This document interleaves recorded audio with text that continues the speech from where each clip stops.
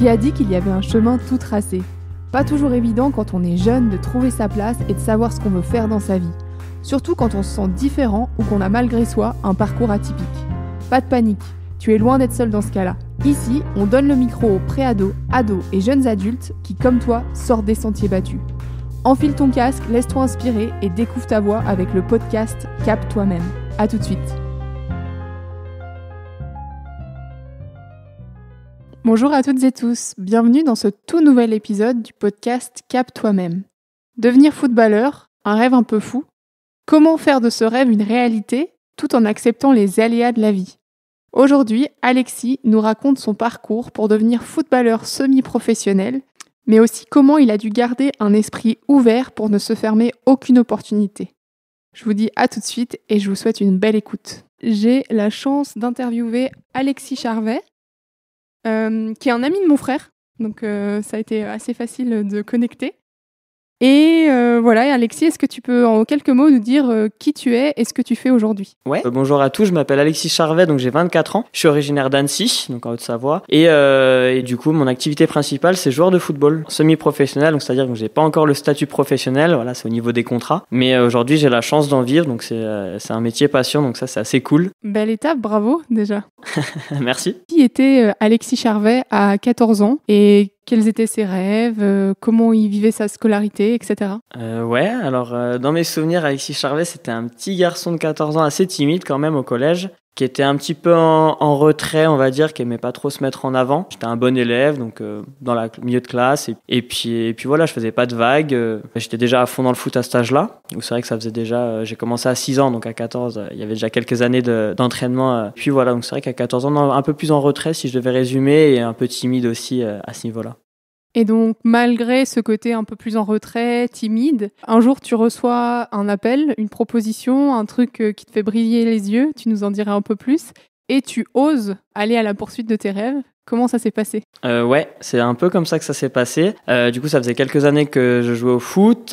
Et à 14 ans, j'ai eu un premier appel pour aller jouer dans un club un peu meilleur que celui dans lequel j'étais. Parce que donc, j'étais à Annecy-le-Vieux pendant 8 années. Et ensuite, j'ai signé du coup au FC Annecy, donc qui était un club un peu plus élitiste, qui jouait à un meilleur niveau régional et national ensuite. Donc déjà, ça a été une première étape qui n'a pas été facile à choisir parce que j'avais été appelé 1 ou 2 années déjà auparavant et j'avais dit non parce que voilà, j'avais un peu peur de changer de milieu, de changer de collège avec les copains, je voyais pas forcément l'intérêt à cet âge-là de changer et du coup arrivé à 15 ans, c'est vrai qu'il y avait une belle opportunité pour jouer contre des très beaux clubs, des clubs professionnels, donc là l'OL, Saint-Étienne, Auxerre même, donc c'est vrai qu'à cet âge-là, quand t'as 15 ans, on te dit tu vas jouer contre ces clubs-là, ça fait un peu rêver. Donc j'ai eu un premier changement à 15 ans et puis on a eu un second qui a été vraiment aussi assez beau et symbolique, c'est qu'à du coup à 17 ans, on m'a appelé pour rejoindre le Clermont Foot 63, donc le club de foot de la ville de Clermont. Et donc là par contre c'était différent parce que c'est un centre de formation, donc qui forme des joueurs pour devenir professionnels justement. Alors il y a très peu d'élus sur une génération, sur une année où il y a 60 joueurs au centre, il y en a peut-être 1 voire 2 ou peut-être aucun qui va signer professionnel. Donc c'est très sélectif. Et du coup j'ai eu l'opportunité de signer là-bas à 17 ans et pareil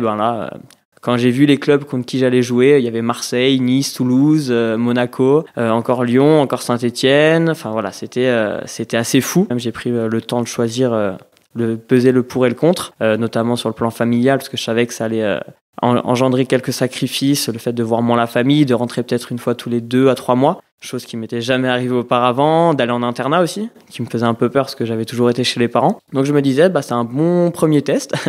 et puis comme il y avait le foot où je savais que j'allais m'éclater et que je voulais y aller à fond, j'ai dit, allez, on se pose pas de questions, on y va et puis advienne que pourra.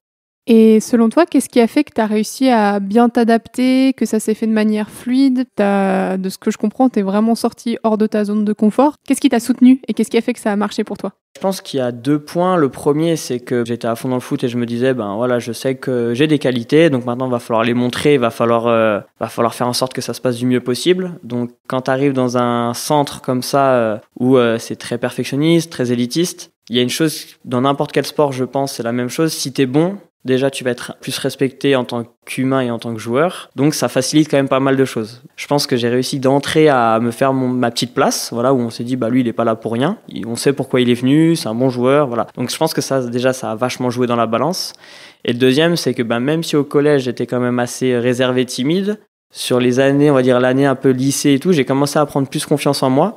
Notamment grâce avec le foot, parce que j'étais capitaine aussi dans mon équipe, donc ça m'a aidé à me mettre un peu plus en avant, à parler plus, à devenir un vrai leader entre guillemets. Mais c'est vrai que ça m'a vachement aidé et je pense que ça m'a forcé à faire de nouvelles rencontres, à m'ouvrir davantage. Et je pense que ça a eu un bon petit tournant pour la suite des choses où du coup maintenant j'ai aucune difficulté à m'ouvrir aux gens, à aller discuter, à rencontrer des personnes que je connais pas. Donc je pense que ça m'a vachement aidé pour la suite de ma petite vie et de ma petite carrière de footballeur. Dans ce que tu m'as partagé, tu as aussi fait des études à côté, en parallèle de ta carrière de footballeur. Qu'est-ce que tu as fait comme études déjà ?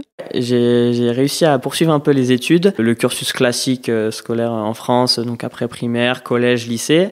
Du coup, donc je suis arrivé à Clermont, j'ai fait ma terminale à Clermont, donc un bac S. Et suite à ça, au départ, avec les parents, c'était le deal, on va dire, que c'était je passe mon bac, je l'obtiens et après je peux faire un peu carte blanche niveau foot si je veux y aller à fond. Au final, j'ai vu qu'il y avait une fac de sport, donc STAPS, axée sur les études de sport. Du coup, j'y suis allé parce que c'était compatible avec le foot. J'avais un statut qui me permettait de pouvoir combiner les deux, où j'avais le droit de louper certains cours par moment si j'avais entraînement ou alors une compétition, match, etc. J'ai fait ma licence TAPS que j'ai eu en 3 ans, donc le cursus classique, et derrière, j'étais censé arrêter, on va dire, parce que j'avais mon bac plus 3, donc c'était largement au-delà des espérances de mes parents au niveau du bagage scolaire. Et comme il y a eu le Covid, c'est vrai qu'il y avait pas mal de temps libre, donc du coup, je me suis relancé dans une formation, un master en marketing et commercial pour, on va dire, avoir un peu plus, étoffer un peu le bagage à ce niveau-là et puis aussi découvrir de nouvelles choses parce que c'est vrai que le marketing me plaisait bien et j'ai vachement apprécié. Du coup, derrière, ça a permis de découler sur des petits projets un peu plus perso à ce niveau-là. Et comment t'as fait pour gérer à la fois une carrière et en même temps tes études ? Ça devait être quand même challengeant, non ?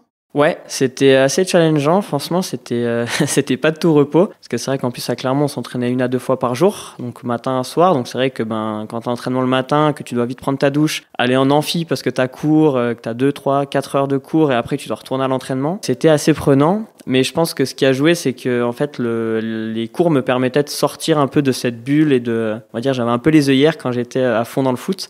Donc, ça me permettait de sortir, de m'ouvrir aussi à ma classe, aux personnes qui avaient dans ma classe, à me faire de nouveaux potes. Et je pense que du coup, ça me faisait vachement de bien de voir autre chose, de m'intéresser à d'autres cours, des choses que je connaissais pas forcément. J'avais des cours d'anatomie, j'avais plein de cours comme ça et j'avais pas trop de difficulté à apprendre mes cours parce que ça m'intéressait vraiment, ça me passionnait, que ce soit l'économie du sport, l'histoire du sport. Comme je suis un grand passionné de sport, c'était parfait. Et je pense que c'est surtout ça, le fait que ça me permette de sortir de ce que j'avais l'habitude de connaître, de voir autre chose.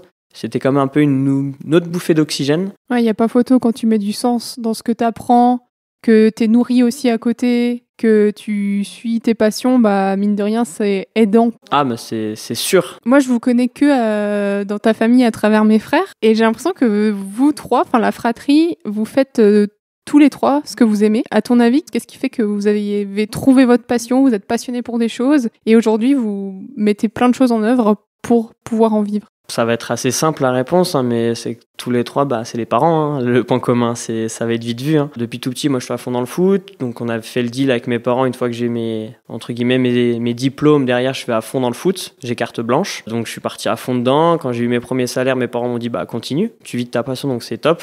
Et quand on a ce discours-là pour le premier, c'est difficile de pas l'avoir pour le deuxième, puis pour le troisième. Donc mon frère a eu un peu le même parcours où il était très scolaire aussi, comme moi, même je pense encore meilleur. Et ma sœur est encore meilleure que nous deux. Et mon frère, pareil, a eu le bac et derrière il a dit j'ai envie de faire de la danse, donc j'y vais à fond. Il a fait une école de danse, il a fait une école de one man show derrière aussi. Et pareil pour lui aussi, ça peut être utile d'en parler, c'est que c'était quelqu'un d'encore plus timide que moi, très réservé et jeune. Et aujourd'hui, il est capable de faire un one man show devant plus de 100 personnes, de faire 10 minutes de sketch devant centaines de personnes. Il a fait 2 émissions de télé où il a dansé sur un plateau de télé. Voilà, moi c'est des choses, typiquement je pense que je suis peut-être plus à l'aise que lui avec des gens en société, mais ce serait très compliqué pour moi d'aller sur scène devant 100 personnes et d'essayer de les faire rire ou de danser devant eux. Franchement, là-dessus, je le respecte beaucoup parce que c'est pas évident, c'est pas donné à tout le monde. Et la petite sœur, pareil, a un fond dans le dessin, dans l'art, et va partir dans un projet de vie qui va tourner autour de ça.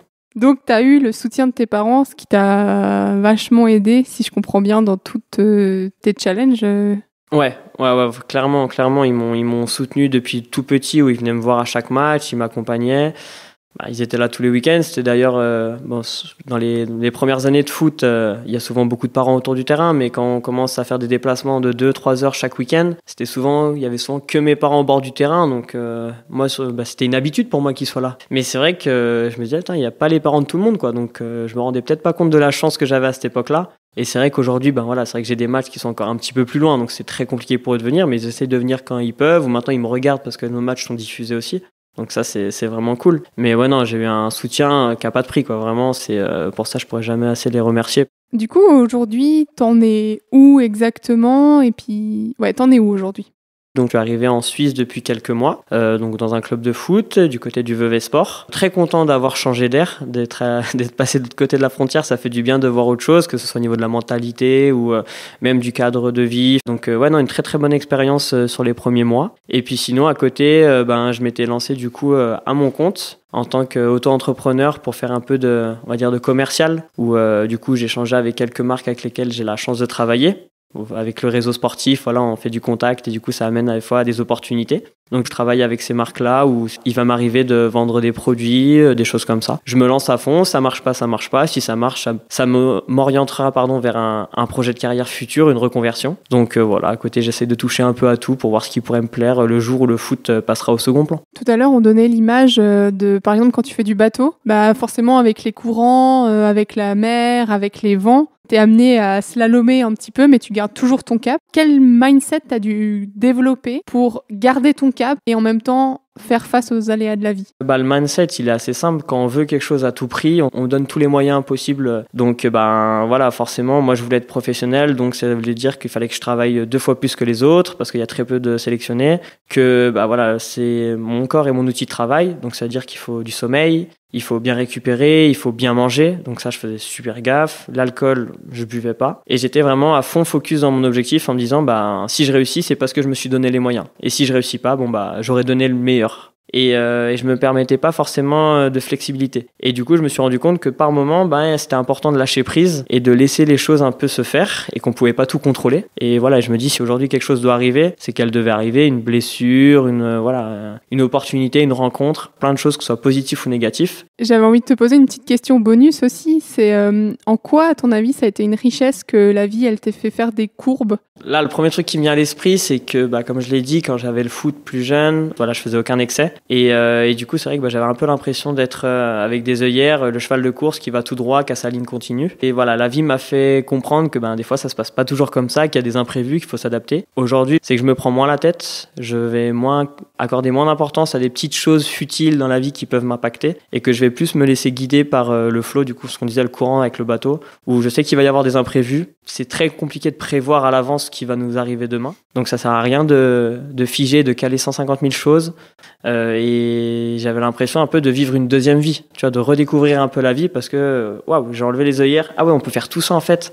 Je fais du foot, mais je peux faire ça à côté. Putain, c'est génial. Ouais, je pense que le fait qu'il y ait eu des petits couacs ou des petits hicks imprévus, ça m'a permis de revoir les plans et de me dire je vais m'adapter et adapter le plan encore de façon plus optimale. Mais quoi qu'il arrive, je sais que j'ai mon objectif. Ça t'a à la fois développé en tant que personne et en tant que footballeur. Ouais, déjà en premier plan en tant que personne, forcément plus épanoui dans ma vie, donc du coup sur le terrain plus relâché, à moins me prendre la tête sur ce qui se passait autour, moins de problèmes, donc moins de prise de tête. Et du coup, ça a suivi. Et je pense qu'il n'y a pas de secret. Quand t'es bien dans la tête, en général, t'es bien dans ton corps, donc derrière ça va tout seul, surtout pour quelqu'un qui fait du sport. Donc, Tout en sachant que certes, tu te prends moins la tête, mais tu as cet objectif qui reste en tête et puis surtout tu continues à te donner les moyens de... Oui, bien sûr, non, quand je dis je fais le plus d'excès, bien sûr j'ai gardé mon cadre là-dessus parce que sinon je sais que ça marchera pas. Hein. C'est forcément si on veut arriver à quelque chose, faut être motivé, mais faut du travail aussi. Donc là-dessus, non, il y a mon cadre qui est toujours le même. Mais oui, je me prends beaucoup moins la tête.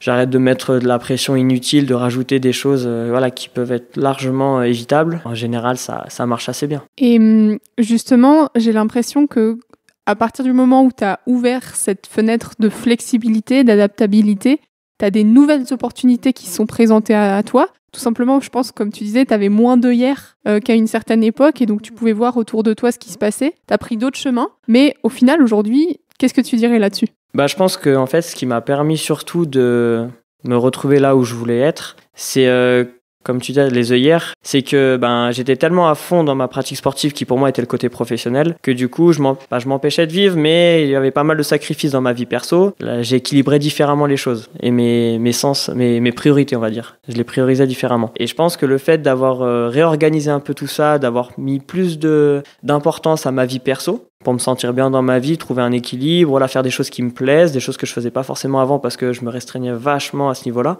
Ça m'a permis de voir de nouvelles choses, de découvrir certains centres d'intérêt passion que j'aurais jamais pensé auparavant. Et au final, ça a été vachement bénéfique parce que derrière, je me sentais beaucoup plus libéré, relâché. Et dans ma pratique, les idées, c'était beaucoup plus simple à gérer, les émotions également, et ça m'a vachement servi. Mais je pense que le fait d'avoir réorganisé un peu ma vie perso-pro et l'importance de chaque priorité, ça a vachement joué. Finalement, ça t'a presque aidé à être un meilleur joueur de foot. Ah, complètement. Aujourd'hui, je sais que avant, j'avais tendance des fois à être souvent très très bon à l'entraînement et moins bon en match parce que à l'entraînement, t'as moins de pression. En match, peut-être gestion des émotions ou voilà, toutes ces choses-là qui faisaient que j'étais un peu bridé. Et voilà, c'était souvent les retours que j'avais. Essaye de te lâcher, toutes ces choses-là. Et ça se sent sur le terrain où j'ai des performances qui sont quand même meilleures. Je prends vachement plus de plaisir à jouer. Et c'est ce que j'aime rappeler aux jeunes avec qui je travaille, c'est quand tu te prépares pour un rêve, des fois, on se dit, tiens, mon rêve, il est plutôt intellectuel, je sais pas, je veux devenir médecin, ou il est plutôt physique, je veux devenir sportif, ou il est plutôt émotionnel, je veux devenir artiste. Et donc, tu as tendance à te focaliser là-dessus. Alors qu'en fait, on est un package, on est un tout, on est à la fois des émotions, des pensées et un corps. Dans mon cas, si là je parle pour moi, oui, le foot, j'ai besoin de m'entraîner, donc j'ai besoin de préparer mon corps. Donc, c'est-à-dire que voilà, il faut que je m'échauffe, que je m'entraîne bien, que je fasse des compléments à côté, peut-être un peu de muscu, des choses comme ça pour vraiment être le meilleur possible d'un point de vue physique pour courir plus vite, frapper plus fort, sauter plus haut, toutes ces choses-là. Il y a le côté émotionnel, comme tu l'as dit, où voilà, apprendre à gérer ses frustrations, chose que je pense j'avais un peu de mal avant. Voilà, pendant un match, on va passer par plein d'émotions, on va prendre un but, donc forcément, ça va nous mettre un coup. On va marquer, on va être super heureux, donc il faut apprendre à gérer aussi parce que des fois, être trop heureux, on se relâche, on perd de la concentration. Et il y a le côté mental où quand on va être dans le dur, ne pas lâcher. Mais oui, non, c'est sûr qu'il est important de travailler sur les trois parce que s'il y en a un qui se casse la gueule, malheureusement, les deux autres, ils vont ramasser aussi. Donc voilà, faire en sorte de les améliorer chaque jour. Autre chose, rêve vs réalité, quand maintenant tu es semi-pro et puis tu es en train de marcher et de mettre tout en œuvre pour devenir pro, comment c'est de vivre ton rêve ?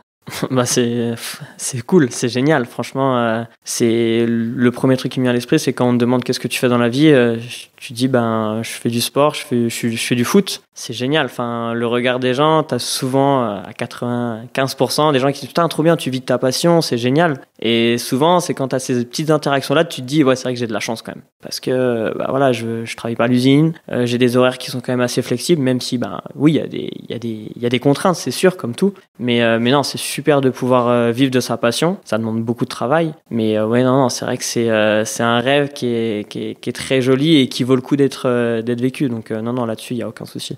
Il y a David Laroche qui disait à un moment donné, c'est une vie heureuse et épanouie, c'est de choisir les challenges qu'on veut vivre.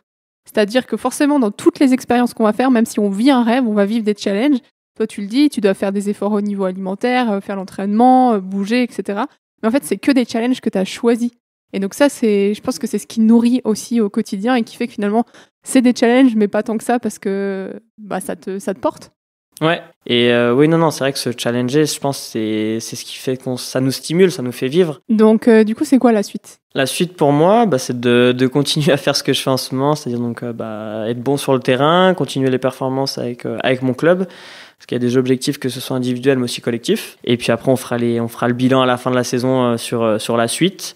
Et puis après, d'un point de vue perso, c'est continuer d'avoir mon petit rythme de vie, de continuer à prendre chaque opportunité qui m'est présentée, que ce soit avec les personnes avec lesquelles je peux être amené à travailler, le réseau que j'ai, et voilà, et pas me brider et me laisser un maximum d'opportunités pour pourquoi pas préparer la reconversion dès maintenant si j'en ai l'occasion. Mais non, surtout le foot au premier plan encore pendant un petit moment, je pense. Trop bien. Et si là, il y a des jeunes qui écoutent, qu'est-ce que tu aurais envie de leur dire? Quelqu'un qui a un rêve, qui a une passion, mais qui ose pas trop, qui se dit est-ce que c'est pour moi ou pas? Ça va être assez simple, peut-être bateau pour certains, mais c'est que si demain il y a quelque chose vraiment qui vous plaît et qui vous êtes à fond derrière ce projet, faut surtout pas le mettre de côté, faut y aller à fond. Se renseigner, se documenter le plus rapidement possible parce que il y a peut-être des études qui peuvent mener à certains métiers qui peuvent paraître un peu inatteignables et derrière y aller à fond parce que on est jeune. Si ça marche pas, ça marche pas, c'est pas grave, on refera quelque chose d'autre derrière. La vie elle est longue et même si ça marche pas, il y a peut-être une autre opportunité qui va découler derrière. Donc faut vraiment pas se brider comme je l'ai déjà dit et faut y aller à fond. Là-dessus il y a aucun secret. Je pense que le fait déjà d'agir, ça va nous ouvrir des opportunités qu'on pensait peut-être pas et peut-être que la vie que vous étiez fixée à 14, 15, 16 ans, ce sera peut-être pas celle que vous aurez à 25, 26 ans, mais peut-être qu'elle sera plus belle que ce que vous étiez imaginé avec un parcours un petit peu plus courbé. Ce sera pas une ligne droite et il n'y a aucun projet qui est impossible à réaliser. Et puis rappeler à ceux qui écoutent que on change en fait. À 14 ans, tu t'imagines avec ce qui est possible pour toi à cet âge-là parce que ton environnement, ta vie, ta façon de penser, ta façon de voir les choses, etc. Mais en fait, toi, ce qui a créé qui tu es aujourd'hui, c'est aussi toutes les petites choses que tu as mis en place dans ta vie au quotidien, les petits efforts, les sorties hors de zone de confort, tout ça petit à petit. Et en fait, avec l'addition de tous ces petits pas chaque jour, en fait, tu peux changer complètement. Ah mais oui, totalement. Ça, c'est sûr. Moi, je sais que 20 à 22 ans, tu commences ta vie de jeune adulte. C'est là où tu as le plus de changements dans ta vie. Il y a plein de choses qui arrivent et qui font que tu vois la vie différemment. Tu as tes études, donc des fois tu es amené à partir un peu loin. Tu as peut-être tes premières relations. Enfin, il y a plein de choses qui font que ta vie, elle va bouger. En général, à cet âge-là, ton projet, il est amené à pas mal changer. Donc faut vraiment pas s'en faire. C'est vraiment pas une fin. Si à 15-16 ans, c'est pas exactement ce qu'on veut faire ou que peut-être notre projet, il semble irréalisable. Trop bien. Merci beaucoup, Alexis. Merci à toi pour l'invitation. Franchement, c'était top. Et voilà, cet épisode est terminé. Merci de l'avoir écouté jusqu'au bout. Je trouve que cet épisode illustre parfaitement cette métaphore.